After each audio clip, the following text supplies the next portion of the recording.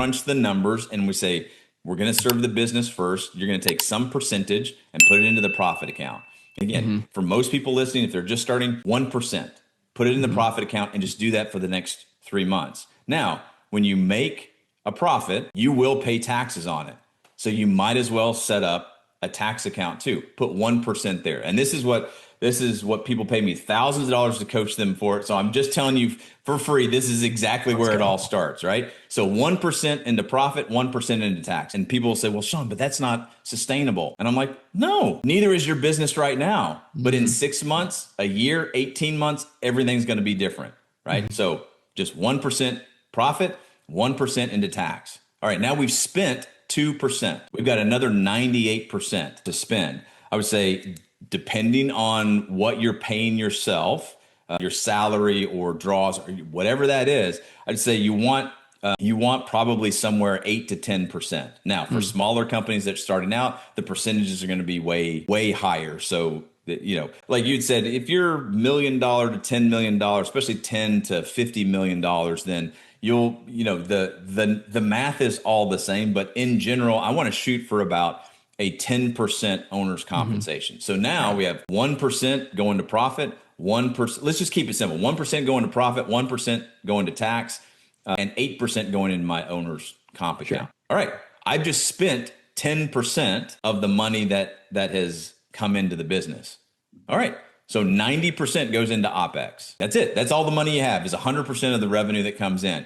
And then just do that for 3 months and see if you miss that 1% into profit, 1% into tax. And if you don't, good. Then for the next 3 months, bump it up 2% into profit, 2% into tax. Okay. Now where's that money going to come? It has to come from somewhere. You're going to cut your operating percentage down to, was it 2, so that's 4, 8, 12, you're going to drop that down to 98% or whatever the math is. Now I'm trying to do math in my head, right? Yeah. And then run with that. Again, 2% profit, 2% tax, not sustainable. Right. But we're just 6 months into this thing. And then the next 3 months, and you don't have to run a financial report to do any of this stuff. But once you start seeing like, oh, I don't need there's some money sitting over there and I'm not touching it. It's going to start to pile up. And then people get really excited. Then they'll say, well, I did 2%. And then they'll jump profit. I'm going to jump my profit up to 6% or whatever. Yeah. That's when they run out of money or things get really tight in the OpEx. So if we went 1% for 3 months, then 2%, and then we jump to 5%. And now OpEx gets really tight or cash flow really starts to tight. Your business just told you don't have that much. So I would dial it back to 3% and then go figure out, okay, now I'm 9 months into it. Now I should be estimating clearer, charging more. I should know more like what things are actually costing me. But again, some people, they never dig into the numbers. They just keep using the bank account. Now, I recommend you got to eventually get analytical with the numbers, but we're talking the first nine months. This sounds really big. You almost don't have to do anything. Your business is going to show you whether you got money to operate or not. Yeah. And if you're not paying yourself, and again, you will come up with excuses. Oh, I'm investing back in my company. Yeah. No, you're not. You're running a charity, and your spouse probably hates that. Yeah. And Sean, I love that you brought that up because I want to settle on that just for a second here. Is so often, and this is probably happening to business owners listening, the business owner isn't paying themselves a salary for the work that they do. And you mentioned in the book too, you're like, try doing that to one of your employees and see how long they last. But why is that such a thing where we almost make this excuse of we're investing back in the business, and then the owner is never paying himself as if he were replaced for the work that he or she is doing. So what are your thoughts on that? And then side question to that on owner's comp, how would you recommend doing it as your business grows? Like, would you recommend setting a set salary and then letting that account grow? Or how would you typically do that owner's comp account? Yeah. So to the first question, I think the answer is, why do the business owners do that?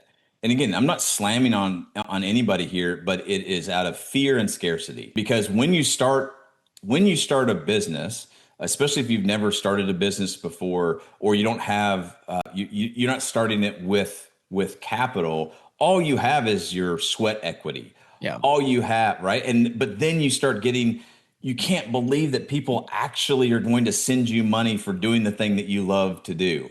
And again, early on, the reason those people are sending you so much money is because you aren't charging nearly enough. That's why you're so busy, right?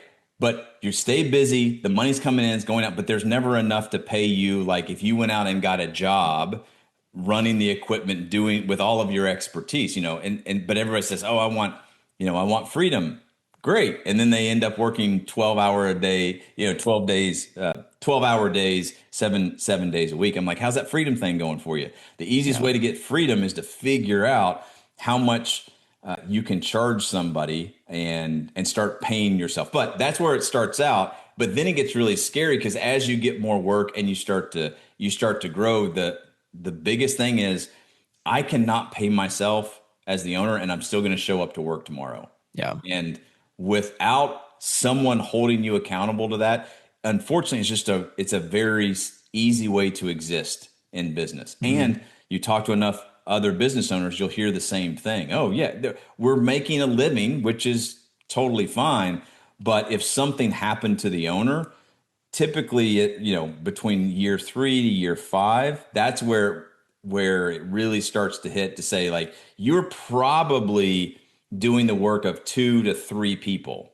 And if something happened to you, your spouse, your partner, whatever, could not step into the business and hire 3 people for what you're paying yourself. That's, so how do you get there? And it's almost like you talk about Parkinson's law, and this is what it is, right? It's the goldfish growing in the fishbowl. Like if we allow myself to work 3 jobs as the owner, and I think a great way you mentioned too is like, you have to look at it from an owner and an employee. An owner is separate from the work that you do at your company. And so if you are doing 3 different jobs at your company, you need to pay yourself for those 3 different jobs so that if you do pass away or if something happens or somebody needs to step in, you're not giving yourself false numbers on your P&L and in your bank account. So I think what I'm hearing you say, Sean, here too, is for people listening is, hey, no matter what, if you can't pay yourself anything, there's something else wrong. You're either not charging enough or you're spending too much.